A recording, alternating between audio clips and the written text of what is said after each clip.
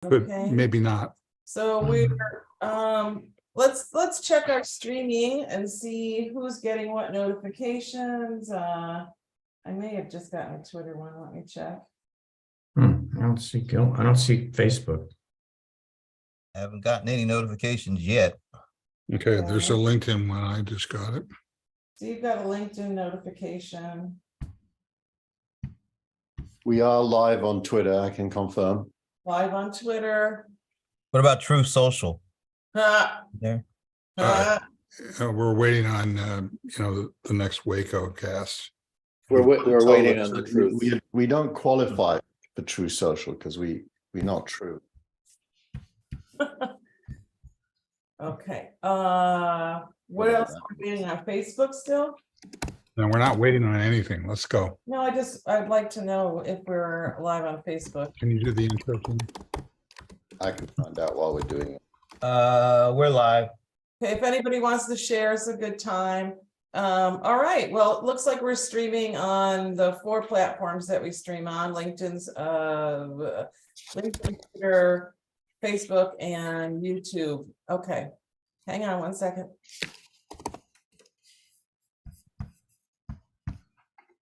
All right, here we are about to start the billionth Gillmor gang. Wow. Yeah. Can you give me the intro, please? Yes. Okay, mute is off. And we're gonna go in 3, 2, 1, and Hi, Steve Gillmor here. This is the Gillmor gang.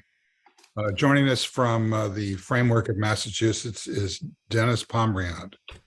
That would be me. Hello, Steve. Hello, Tina. Hello, fellow gangsters. Okay, and one hello, more Dennis.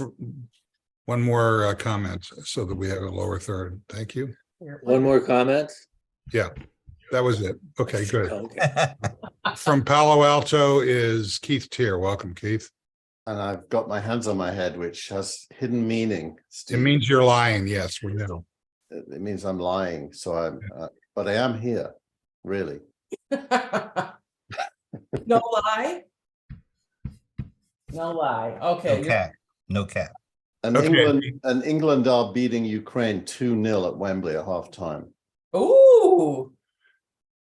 Joining us from the state of Washington, as opposed of mind, is Michael Markman.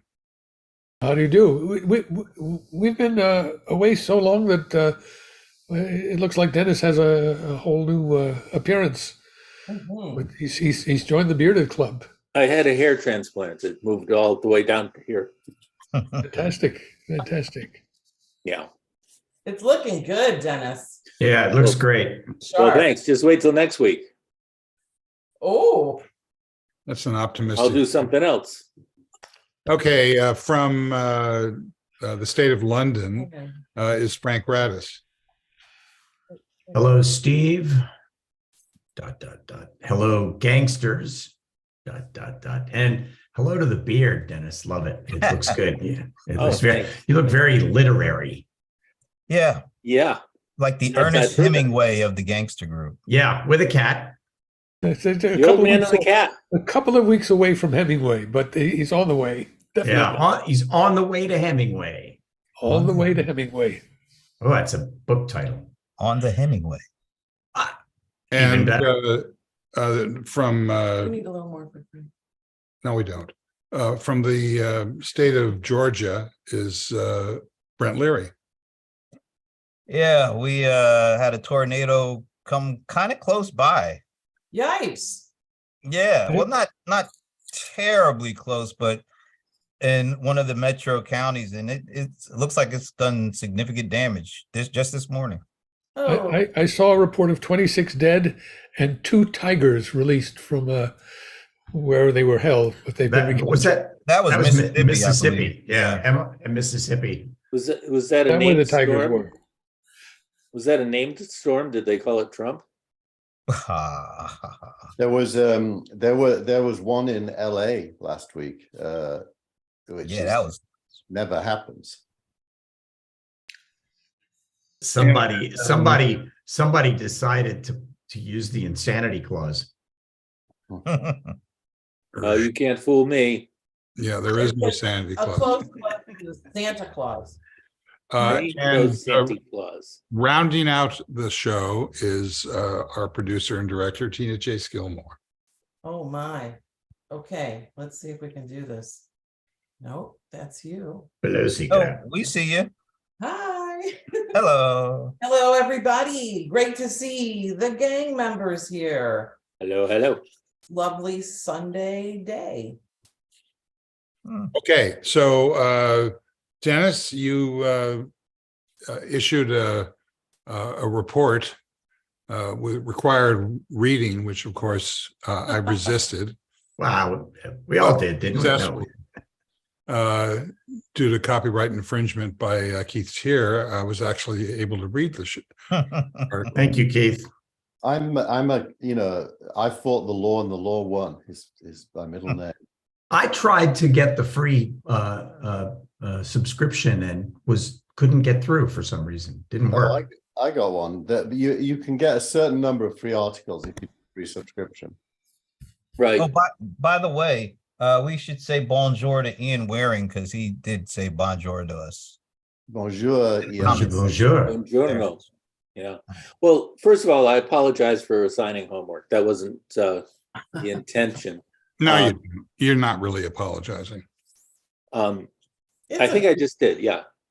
Anyhow, it just seemed to me that after the week that I had speaking with Steve, primarily speaking with Steve and speaking with Keith, that I reading this article gave me a lot of clarity on what I think is going on in the world and in the economy, and that I've been saying for a while we're at an inflection point or change, and I've been looking at it through my narrow lens, and I think Steve, you've got a lens, Keith, you've got a lens, and I think what this article did, and it's from November, is it sort of munched it all together and said, here's what's really going on, and going forward, we need to create a society that has, as I think, three major pillars: resilience, optionality, and agility. And if you read the article, no surprise. Can I interrupt for just a sec? Yes, sir. For the audience, can you describe the name and the source of the article? I'm about to do that. Yes. So the article is actually, there was an interview with the same person on Ezra Klein in the New York Times this week, but this article goes back to November 2022 by a guy named Mohammed El Arian. The last name is EL-ERIAN, and he's been in the economic world for a long time. He's president of Queens College, Cambridge University, and he's been a leader of PIMCO. I think it was PIMCO. Long story short, the guy has strong, solid economic chops, and the pebble I wanted to throw into our pool is the three ideas of resilience, optionality, and agility, defined as, he says, the following: resilience, or the ability to bounce back from setbacks, often dependent on strong balance sheets and stamina, endurance, and integrity. Optionality enables a change in course at low cost. I see that in the tech community all the time. And agility, or the ability to react quickly to changing conditions, which I think is dependent on both optionality and resilience. And I think if you look at some of the challenges that are ahead of us, whether it's in tech or it's in diplomacy, dealing with China, dealing with the war in Ukraine, or if you're dealing with climate change,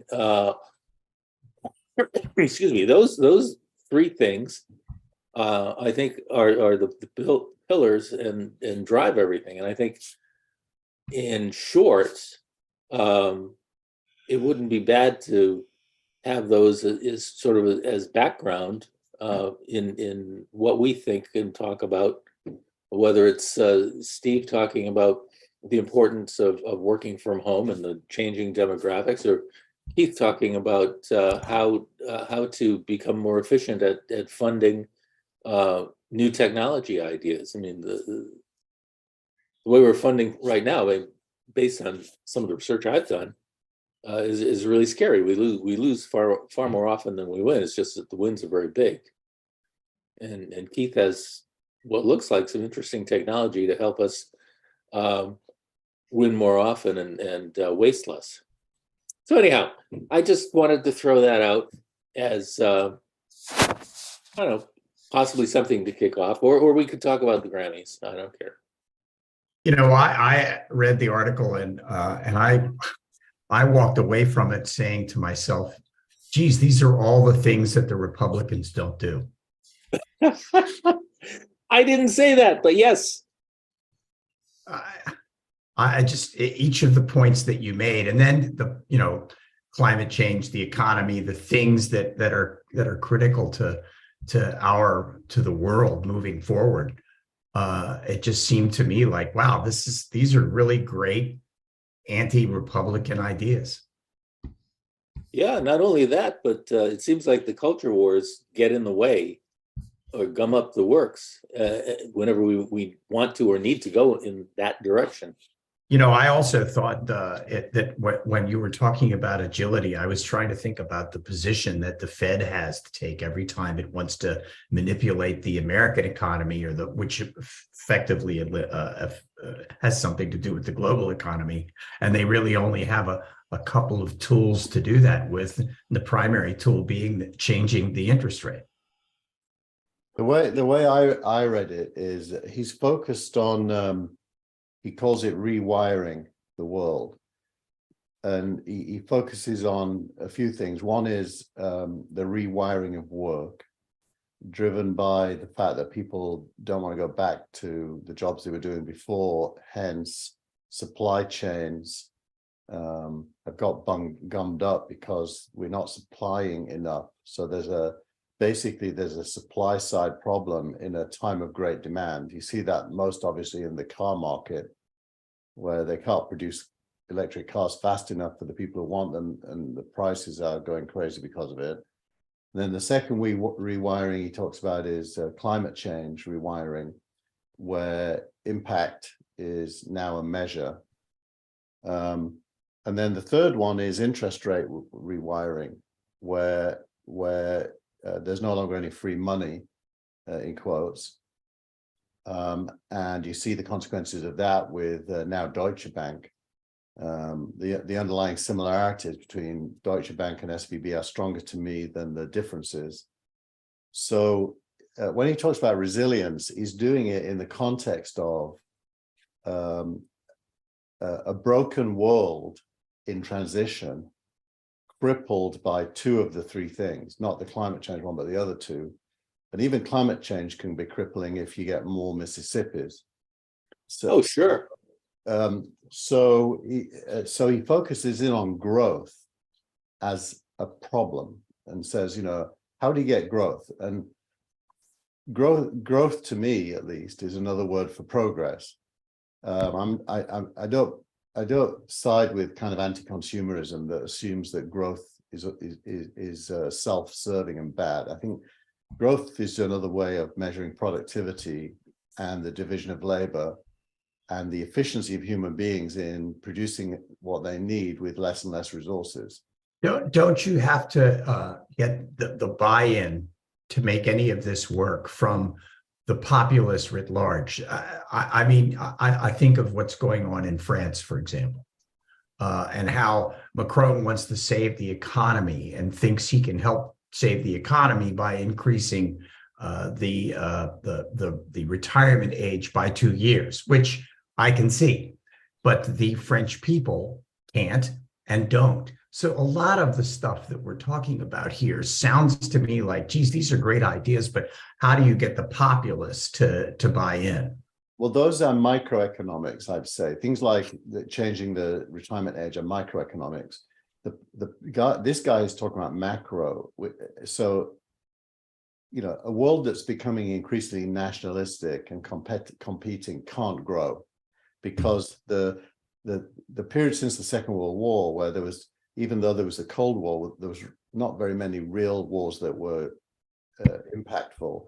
Globalization was the dominant trend, and globalization led to money and goods flowing everywhere in the world, and that led to growth. There were a couple of little crises in 2008, for example, but for the most part, it was growth. He's now saying that can't happen now, and I think as long as every country pulls behind its borders and sees the other countries as enemies, it's very hard to imagine anything other than shrinkage. Well, So I think you're right, but I think it also brings to the forefront the idea that the definition of growth might need to change, or might need to expand, because the growth definition that we have had, at least since the Second World War, and probably before it, and definitely before it actually, has been the growth in product development. And in a world where population is shrinking, you no longer have organic growth possibilities, or at least your organic growth possibilities are greatly reduced. Therefore, we need to think in terms of what growth might look like if it isn't in durable goods. In other words, in terms of more services, perhaps. I'm surprised, Dennis, you haven't said the word sustainability here at all. I mean, how do you achieve sustainability if you can't achieve growth? Well, here's a good example. I've been working in a field for the last 20, almost 25 years that went from buying boxes and programming them and putting them in data centers and all of the air conditioning and cabling and stuff that goes with it. I've gone from that to a situation where all you do is plug in. And yeah, there's still data centers in the sky and everything, but the cost and the concentration of actual technology per person is greatly diminished over the last 25 years. And that's just in one aspect, in tech, in software. That kind of thing may need to happen in a whole lot of other places in the economy. Certainly, we're still going to need steel. We're still going to need commodity things like copper and new commodities like rare earth metals. But increasingly, what we need is food, clothing, shelter, and those things aren't. Those things are sustainable. They're not growth oriented, I don't think. Well, I see a lot of optimism in the ability to make good things cheaper, and therefore more people's needs being met with less resources. There I'm very optimistic. I'm less optimistic about once you go from economics to politics, or from technique to politics, because in the political realm, it seems like issues that are unrelated to this dominate, like the culture wars issues, for example, or this week we saw TikTok, the anti-Chinese stuff. It seems like we're getting in our own way by focusing in on third-tier issues. Whereas at the very core of human ingenuity, amazingly good things are happening. Well, I think the cultural issues are related to the economic issues in this respect. If you have a world where everyone's fundamental view of things is that everything is growing, and you're in a situation where a rising tide lifts all boats, people say, well, okay, the pie's getting bigger, and I'll be getting more, even if my share of the pie doesn't grow. The whole pie is growing. When you start thinking about limits to growth, then it becomes a question of how you divide things up. And a lot of the cultural war issues are based on a fear that some segments of the population have that they're about to lose out, that anyone who is rising is coming at their own personal cost. And that's where the cultural war issues play to people. You find your favored group, and then you drop the barriers and oppose all the other groups. Sounds like nationalism. Well, I Well, think that it works on a nationalism between nations. It also works within nations, between factions within the nation. I mean, it's a fundamental shift from an optimistic view of how do we all get better to a pessimistic view of how do I keep mine and keep you from getting it. Red and blue states. Well, but that's fear is not reality. Fear is not reality. And you could go back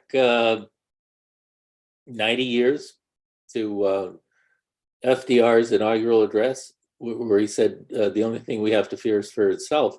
But he was addressing that very issue. Everybody pulls in their horns and says, "Well, I'm only looking out for myself." Then we get a problem. If we can fight that, and we've shown historically that we certainly can oppose that, we could do quite well. I think what Michael was talking about, also the word individualism, as opposed to that awful word collectivism, which conjures up, certainly here in the States, a kind of a communist way of thinking. But collectivism is another word for society. You know, when Margaret Thatcher said there is no society, it's because she didn't want to pay for it. But society is what we all live in, and we all kind of depend on each other. So individualism is not our friend. Well, it's not, but it's not just individualism. It's an us and them division. If you look at the appeal that Trump makes to his crowd, he's not saying he's not making an individualistic pitch. He's making an us and them pitch. He's saying, "I am your champion. I am your vengeance, or your retribution," or whatever his language is. You're in my crowd, and we together, us, are going to advance against them who are trying to hurt us. I mean, that's the story he is trying to pitch. They are trying to hurt us, and we are going to oppose them. That's different from individualism. Individualism, I think, requires a certain optimistic view that things are the context in which I live is such that I can advance my own interests without opposition. Yeah, no, I think there is a good individualism, which is basically freedom. It's the same word as freedom, which is what Reagan and Thatcher played with those words deviously, I would say. And what you're talking about is tribalism, where that's a good word for it. Yes, we get so detached from a proper analysis of reality that we end up fighting tribal wars with predetermined outcomes desired, completely uncorrelated to self-interest. You can see an example of it with the TikTok controversy. A lot of people are trying to define the problem with TikTok as the fact that somehow the Chinese communists have their hooks into it, ignoring the fact that the dynamics of TikTok are really in many ways similar to the dynamics of YouTube, the dynamics of Facebook, the dynamics of any social media that requires, as its business model, targeting people based on what you know about them. That's the big problem, the big issue that people need to deal with. But it looks like Congress wants to approach it in terms of a tribal issue.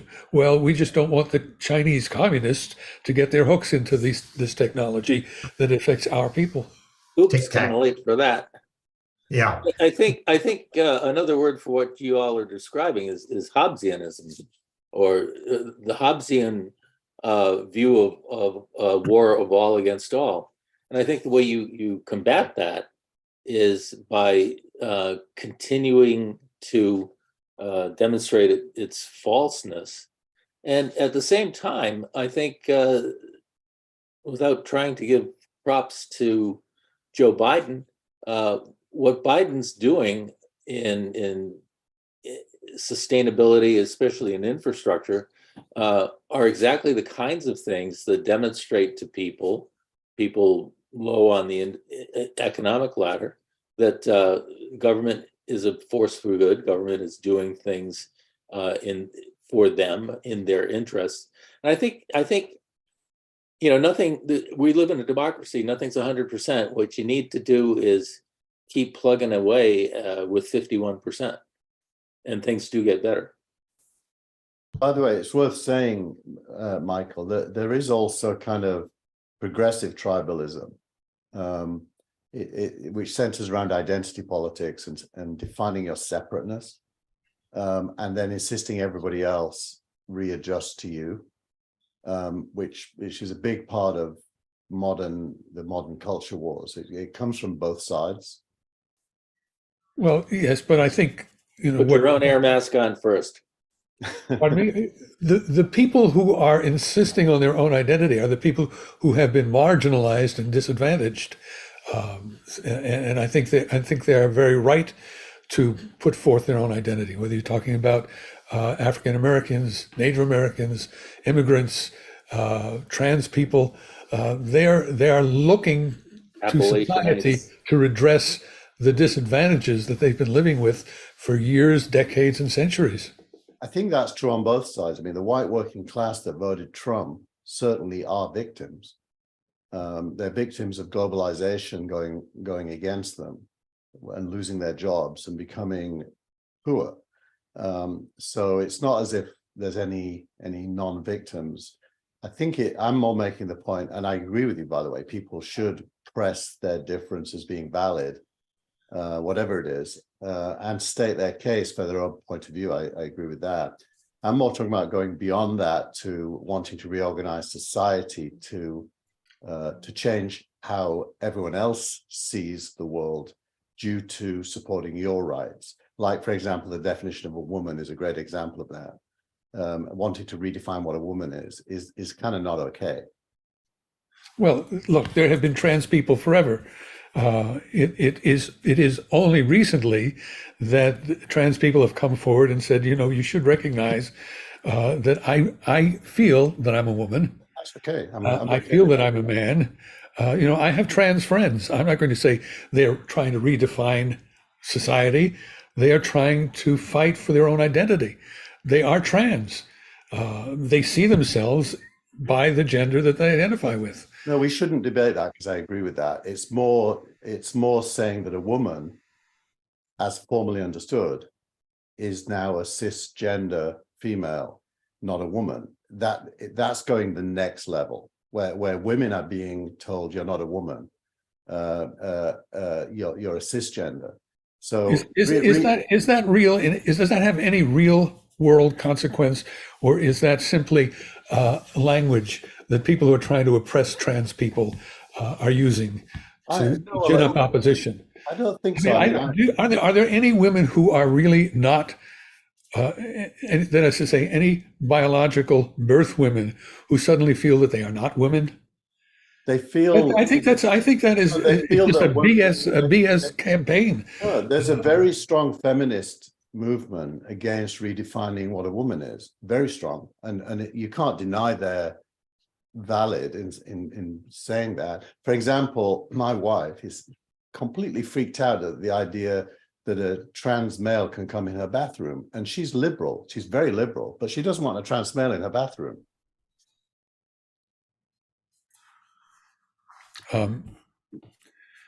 I think we had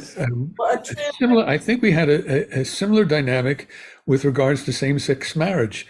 If you go back 20 years, people said you're redefining marriage. They opposed same-sex marriage as though two people of the same gender being married was somehow going to diminish the marriages of people of opposite genders. And we had to go through a. No, that's wrong. And I think that's different because it doesn't invade anybody's private space. What doesn't? I think the old two people wanting to get married of the same sex doesn't impact anyone else. So Michael's right. That's No, it doesn't. But the claims made opposing same-sex marriage were that you are going to somehow degrade marriage as an institution by allowing people of the same gender to claim that they are married. I think there certainly are a lot of people out there who are trying to make that case.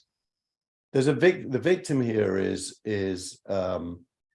cisgender women, especially in sport, for example, where trans men are allowed to compete in women's sport. I mean, I think we need to acknowledge there's some. No, they're real- not trans men competing in women's sports. They are trans women competing in women's sports.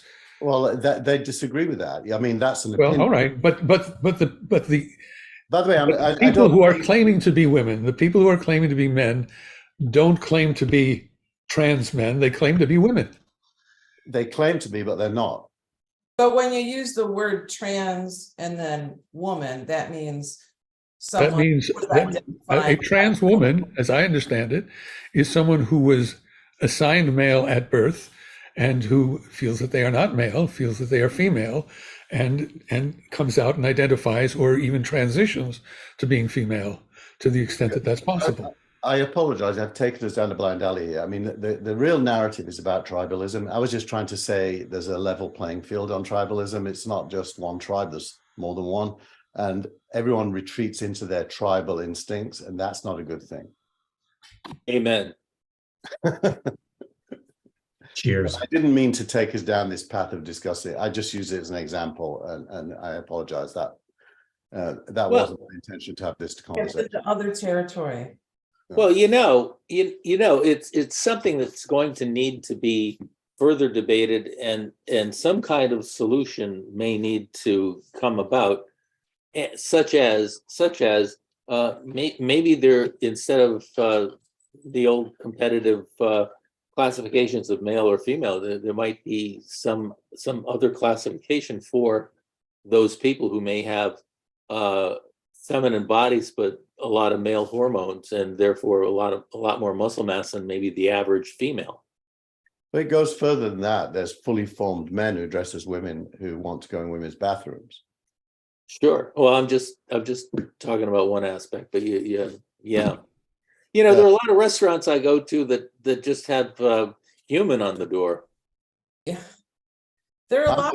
I'm okay with bathrooms. sexless bathrooms as long as there's privacy. But women I know are not.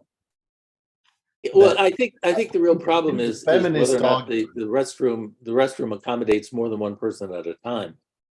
Yeah. I have to ask this question. You have a trans woman who is born male, who now presents as a woman. How does a born woman know that that's a trans person in their bathroom? I mean, they don't go into the bathroom and then strip. They go into the bathroom and they'll go into a stall. How does any biological woman know that a trans woman is in her bathroom? Maybe because the trans woman stands up to It's a bait. crazy concept. Well, If my trans friend, you're not unaware. let me finish this. If my trans friend, who is taking hormones and has gone through a second puberty, and who is, by his facial appearance and his bodily appearance and his dress, a woman, he's going to be much more uncomfortable in a man's bathroom, and the men around them are going to be much more uncomfortable seeing him in the man's bathroom than if he goes into the woman's bathroom. Because in a woman's bathroom, he will present as a woman. For all anyone knows that doesn't strip search him and feel him up, or take his DNA or her DNA, they won't know that it's a man, a biological man who has transitioned to being a woman. I don't think that's the point, though. He will be presenting as a woman. I think don't this is a think that's crazy the issue. point, I think Michael, it's a and I phony think you need to own up. Two people talking at once. I think you need to own up to the idea that some people will use this as a pretext to commit crime, and I think that's the unspoken issue. Well, it's happened, hasn't it? I mean, I have got a lot of sympathy for the case you just described, Michael, but there's a whole spectrum, and we're all aware of it, right? There's been men presenting as women in bathrooms, raping the actual woman in the bathroom, quite a few of those cases. And so if you're a woman, and let's try to look at this from the woman's point of view, because I'm not sure our point of view really matters. I'd love to see some reference to those cases. I don't. They're pretty wise. I don't recall seeing those cases in the news. My wife reads them out to me from the New Yorker. I mean, they're real. They are real. Just trust that they're real. Okay. They are. And so, but but that's a technical problem. I think society can figure out what the bathroom situation should be, and whilst respecting everybody. I certainly want everyone to be whoever they want to be. I have no problem with that. The problem comes when they impose what they want to be on people that don't want to be imposed on. That's fair. It's fair not to want to be imposed on.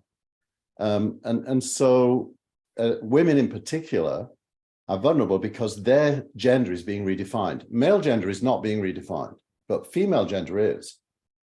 And that's kind of a big deal. Well, I don't know. I mean, I know people who have transitioned to male. Why are you saying that male gender isn't redefined? Nobody's You questioning. know, I know a trans man who has to deal with issues of having a period, who has to deal with issues of fertility. He still identifies as a man. I don't know why this is a one-way door. It goes both ways. Well, I think it's I because don't of- think we're addressing the crime issue, and it's the crime issue that's central. What's the crime? The potential crime is a hetero man dressing up and going into a woman's restroom and raping women. which Okay. A hetero man going into a woman's restroom and raping women is not a trans woman. It's a hetero man going into a bathroom. That's not the point. I mean, Yeah. No, look, first thing, a bathroom isn't really a safe space for everyone. It's not. Anyone can walk in there. Anyone can approach somebody and commit a crime. Whether they're identifying as this or that doesn't really matter. It's pretty easy to get into anyone's bathroom. A woman can go in the men's bathroom and say, oh, there's a line over there. I'm using this stuff. And that, so it's easy to go into a bathroom. The crime is rape.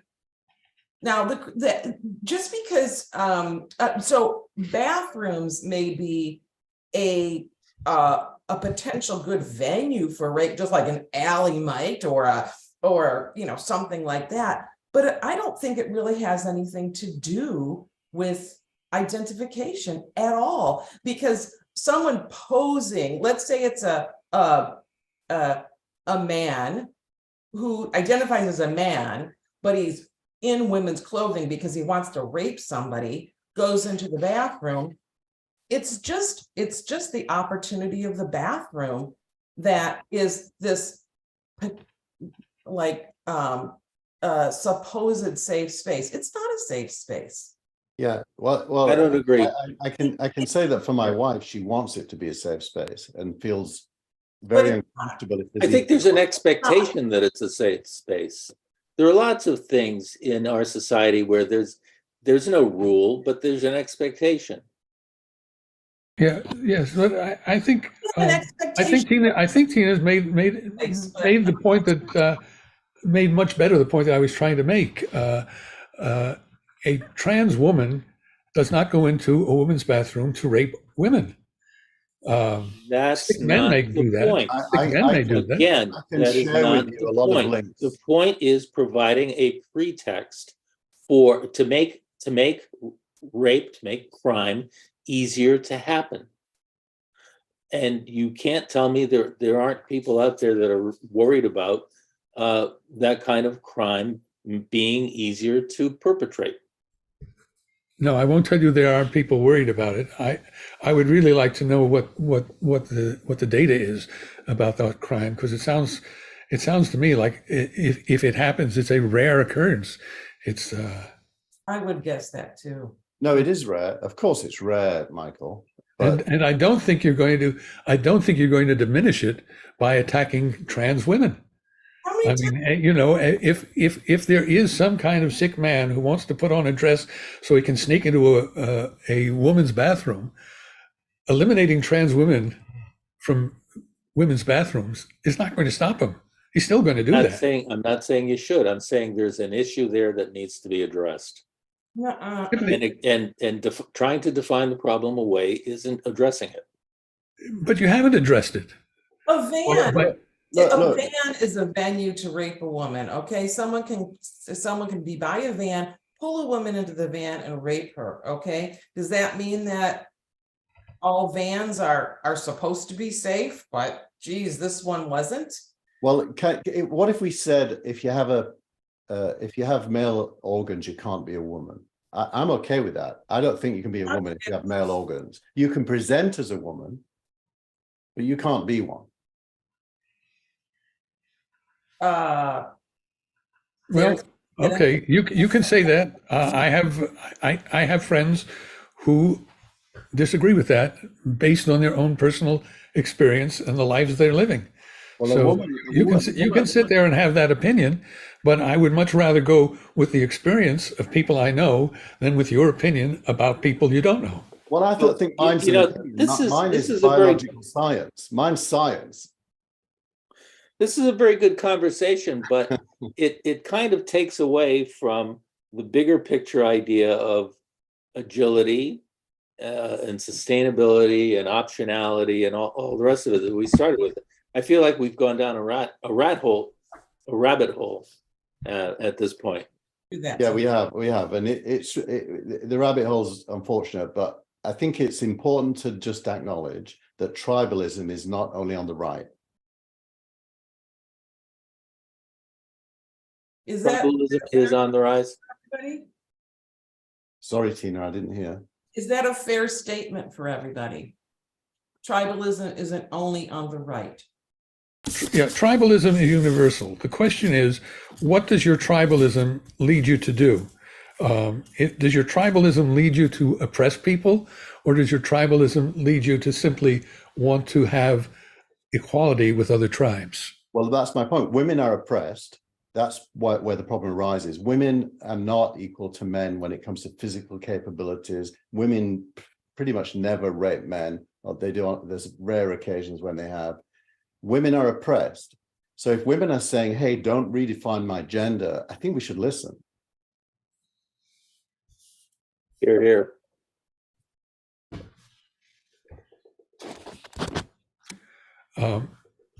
It seems to me that that what you're talking you've taken two separate issues, redefining gender and rape, and you've tried to conflate them, and I don't see how they're conflated.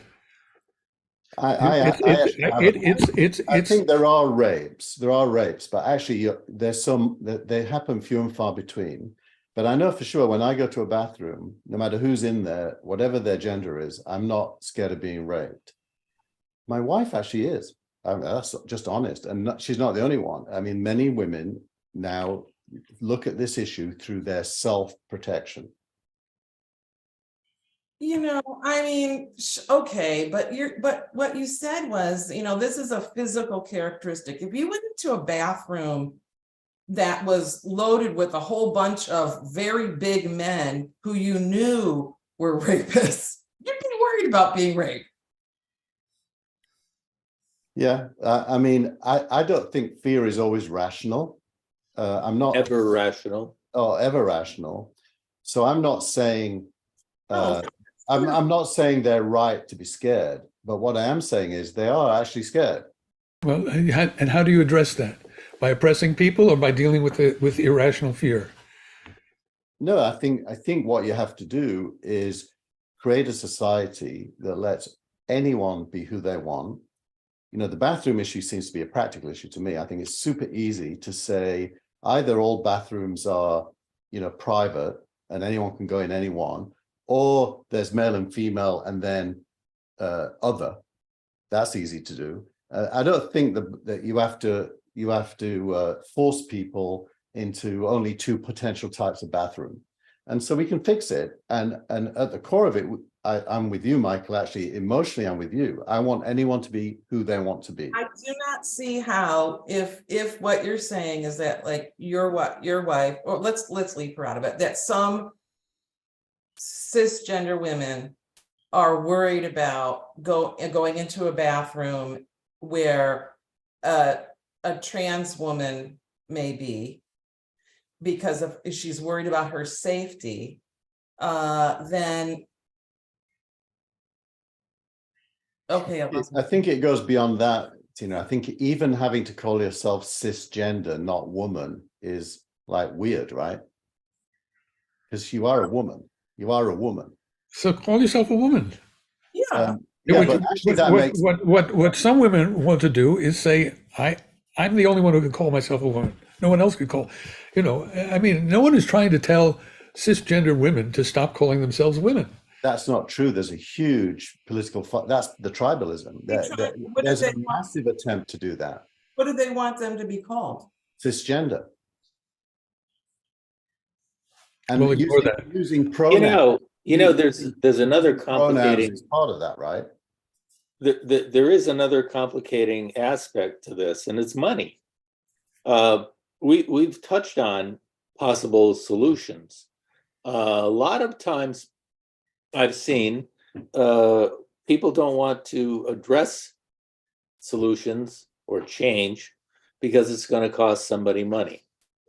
A municipality might not want to implement any law that says, let's have a third kind of bathroom, because then you got to build a third kind of bathroom. You got to build another bathroom. People are highly resistant to that. And when you add that to tribalism, then you get this perfect storm of, we're not going to change anything. Well, that's wrong as well. I mean, I'd be completely prepared to pay a bit more tax so that somebody who was transitioning felt that they were able to be an equal participant in society, and there was they probably don't want women to feel fearful. So that's an awkward position to be in when you're the cause of someone else's fear, in quotes, which you would see as totally not the right response to you.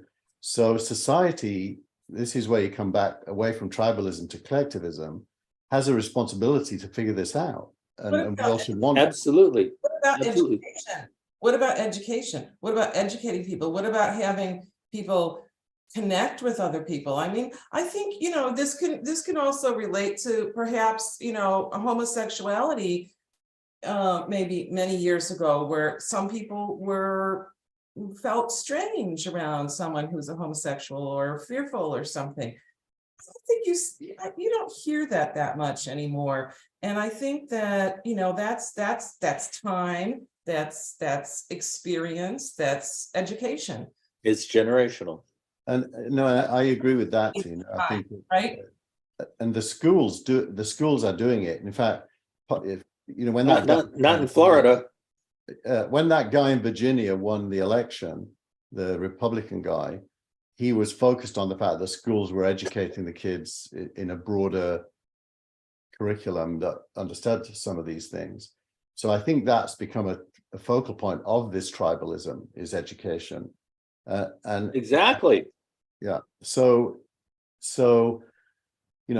do we want to oppress people and stop them being who they want to be? Absolutely not. Do you want society to adjust? That's the resilience piece, rewire itself to be not just tolerant, but inclusive of everyone, no matter who they want to be. Yes. Is it okay is it okay to redefine female gender? No, you don't need to do that. Right. But that gets into the whole resilience kind of thing. And I was thinking this morning that maybe one way, not the only way, but one way to achieve some of that is to keep people more apart, as in working from home, as in me by my avatar, and me by my work. You don't know me by my predilections. Yeah. I'm uncomfortable with these words. Okay. I see Steve is not participating. He's thinking. I'm participating. I'm just not saying anything. Oh, okay. Steve's posing for Rushmore. What I find is that Brent is also participating. What I find is that this is kind of got us going here. So I think it's just because of the tribalism thing not being controversial, but I think when you hear attach the letters ISM to these discussions, it goes down a rat hole every time. Well, you know, that's you. Just you my always- opinion. That's wokeism. Like I said, Well, I'm we can okay apply- with woke, and I'm okay with how Right. DeSantis is pathetically trying to turn that into a campaign. Weaponizationism. I don't know what that means. Neither do I, and I hate that word as much as But I you hate woke. put it out there in Yeah. the, so I No, still. I think it's fair to not like isms. I think that's okay. The substance of the thing isn't about isms, really. It's Just in terms about- of, it's of how do we this start show, to? I how don't do we- like ISMs. Yeah, Communism, you wrote about in your newsletter. My family and many of our friends were devastated by the use of isms. yeah, That word is yeah, ridiculous. over and over.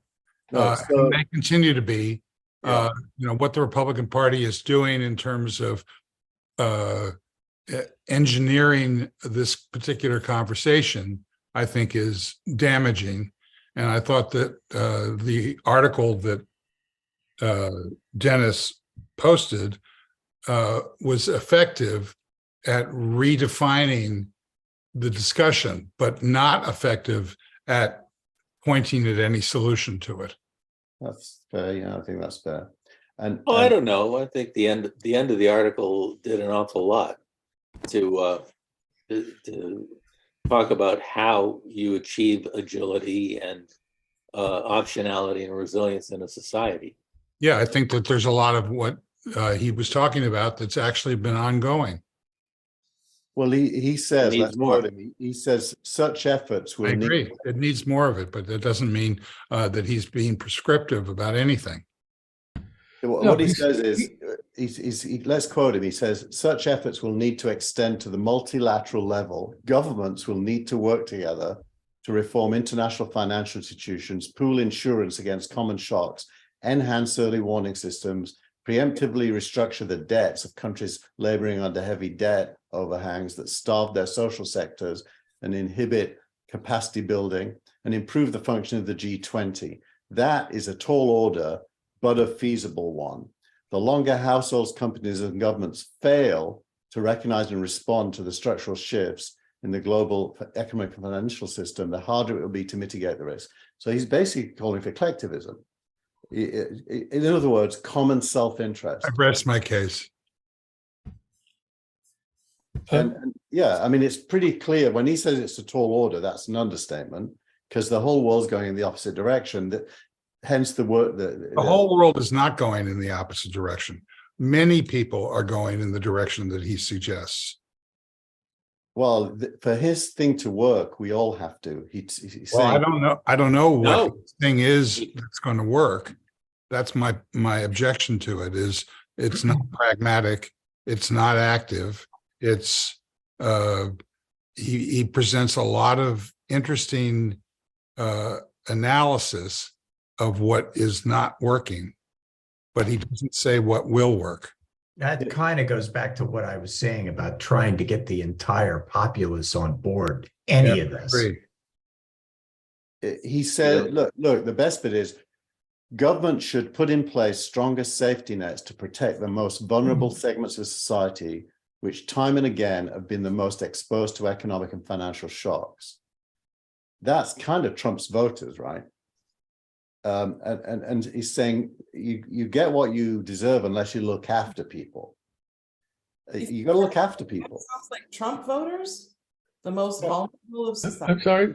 Yeah, What was that about Trump's voters? the unemployed white working class. No, Trump's voters are the unemployed white working class? The Midwest. The Midwest. That's Most, not- but- lots of them, yeah. you think that the white unworking class is the most vulnerable in our society?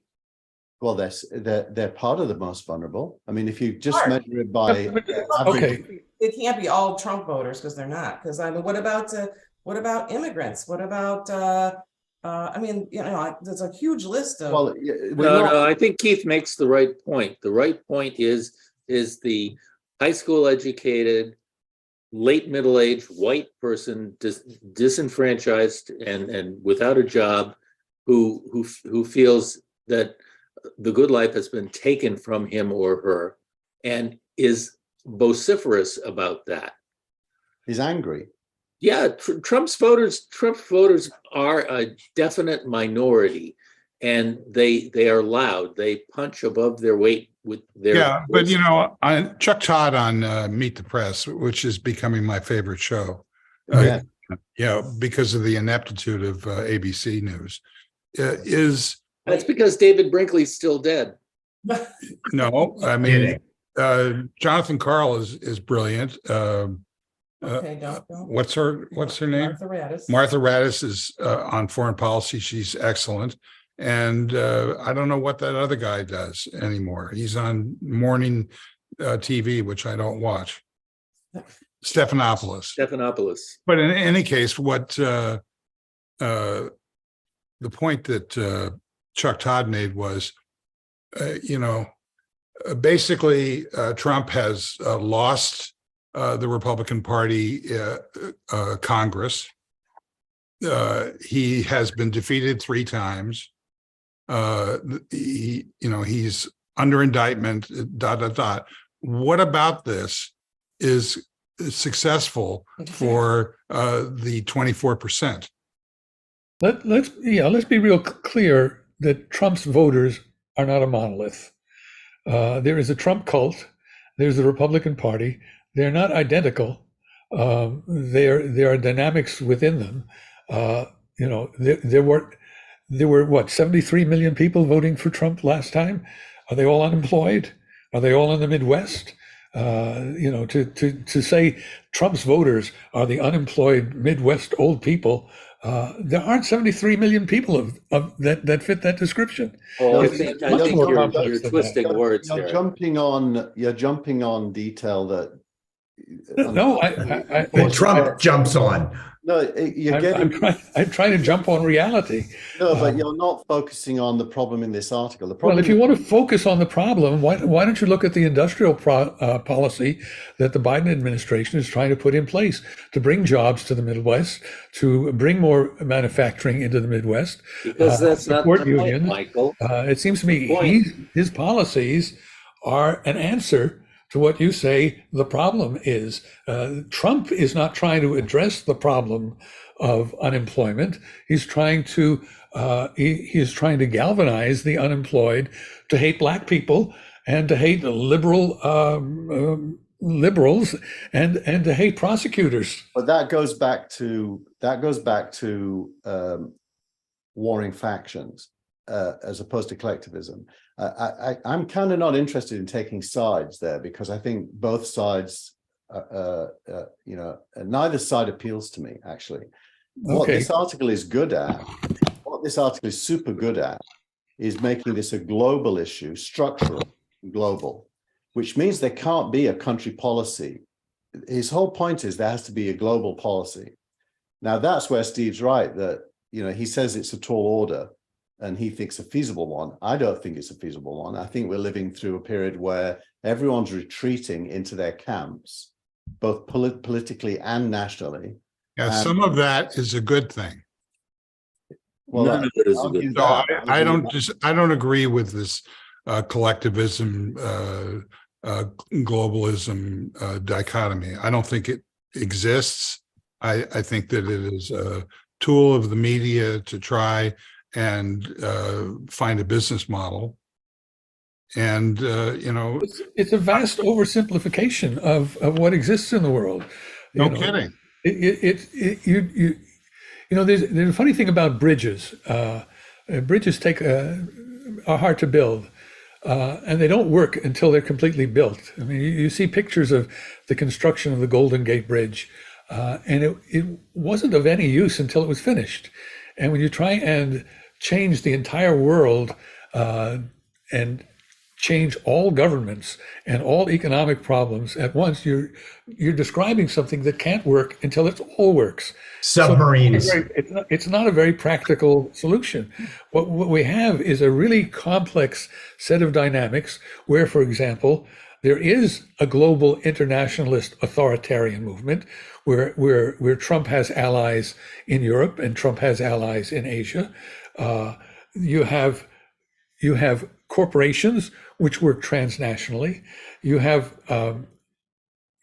so much complexity that to try and propose a simple solution based on three principles is not going to get you to a real solution. What you have to have are very complex negotiations and investments that take a great deal of management and skill to get through.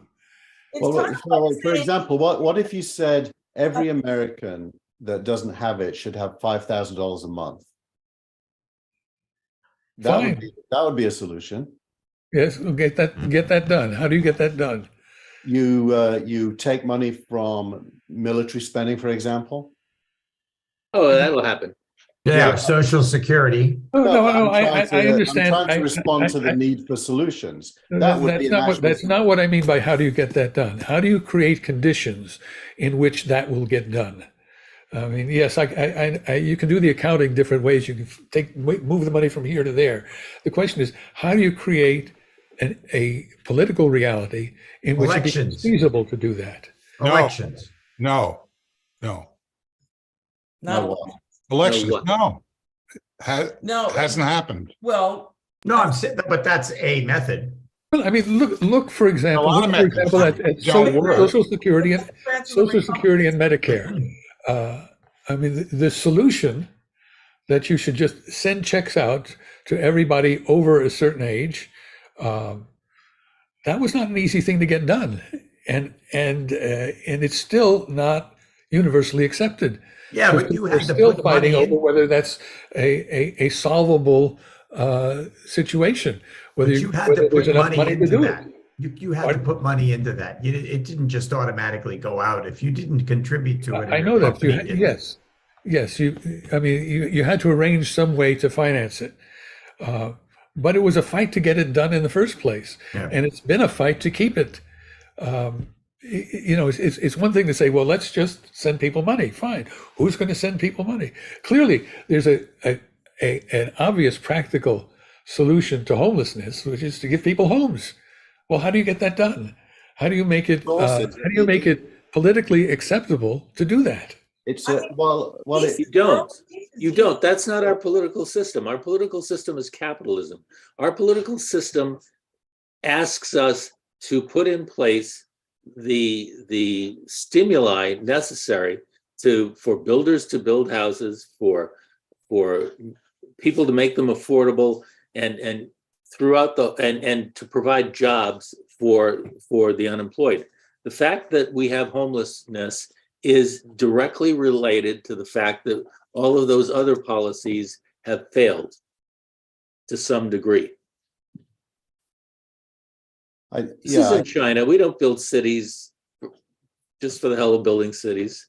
I think we're a bit of both. I mean, there is such a thing as the 1.6 trillion is evidence that there is within capitalism, there is also social building governments take on. What do you mean by 1.6 trillion? The stimulus, the Biden stimulus stuff, infrastructure stuff.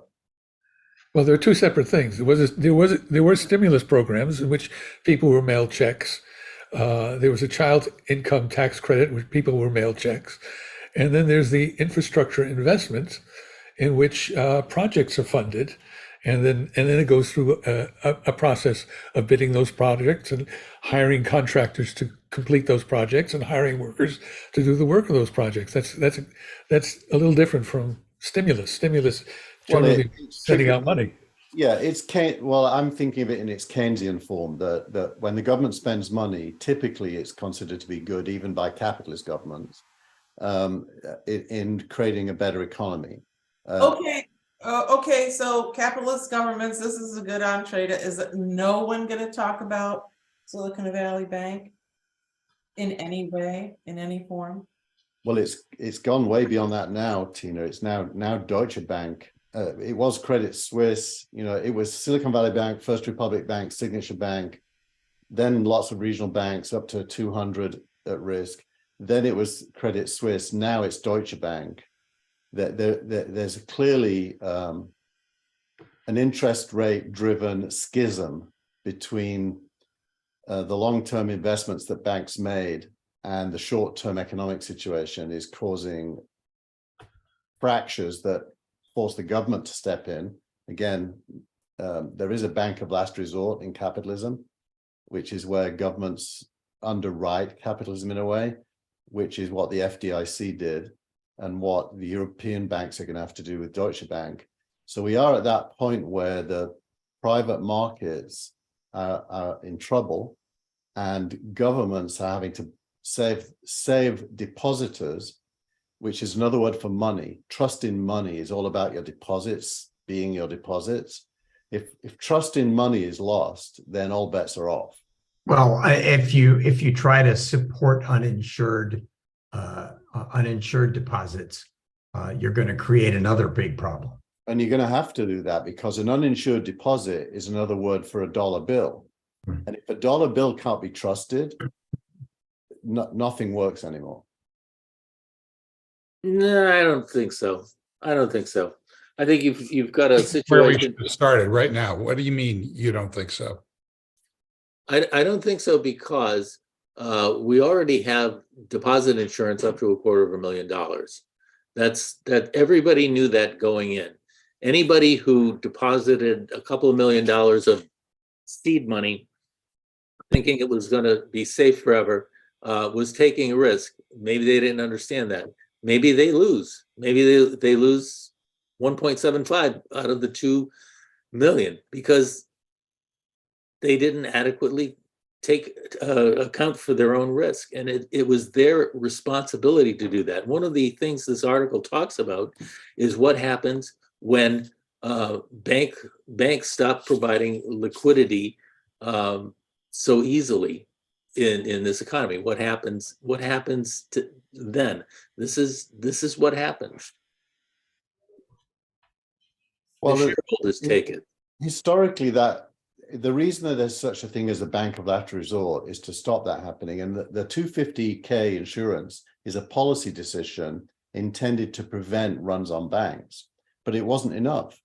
And so the government did the right thing, which is you can't allow your currency to lose trust. You just can't.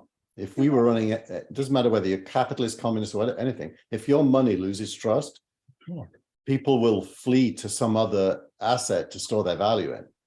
I don't disagree, but that just points out the need for long-term reform when this mess is over.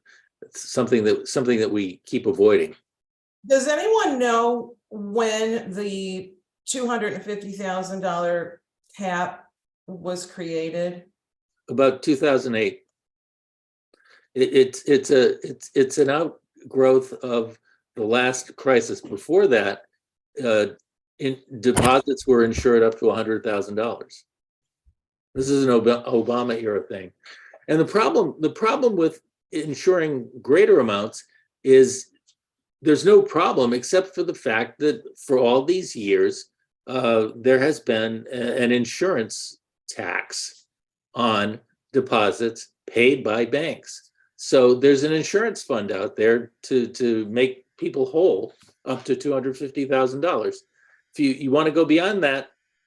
Well, that's the math is there's $29 trillion worth of coins and notes, real coins and notes, in an economy that has a GDP annually of about 130 trillion. So, global economy. Yeah, no, the US component. No. No, I think it might be global. You might be right. Yeah, you're right. What's the US component of that? About 25. 25 trillion. So roughly equal amount of notes and coins and GDP. So you got 1 year's worth of money in actual money. And the debt, if you add debt on top of that, the debt's about 5 times the money. So that's a house of cards that needs trust to keep working. The minute trust goes out, the whole thing collapses. Mm. That's why we have the word trust on the dollar bill. Unfortunately, it doesn't say in banks we trust. It doesn't say in FDIC we trust. It says in God we trust. So Yeah, you gotta I have faith. totally agree, 24%. 24. You gotta have faith. You hear how people say that? 100%? 24%. 37%. No, but it's a really important, I mean, It's going to go to the highest bidder. So But trust is what collapsed SVB? yeah, trust, because everyone said they're going bust and your money's going to go down with them because there's only 250K insured and almost every account was above that. So people just ran for the hills. Get your money out as fast as you can. I've tried to get my money. I mean, you know, I think that's fair. I think what we all know, but don't always think about, is that when you put money in a bank, it doesn't stay in the bank.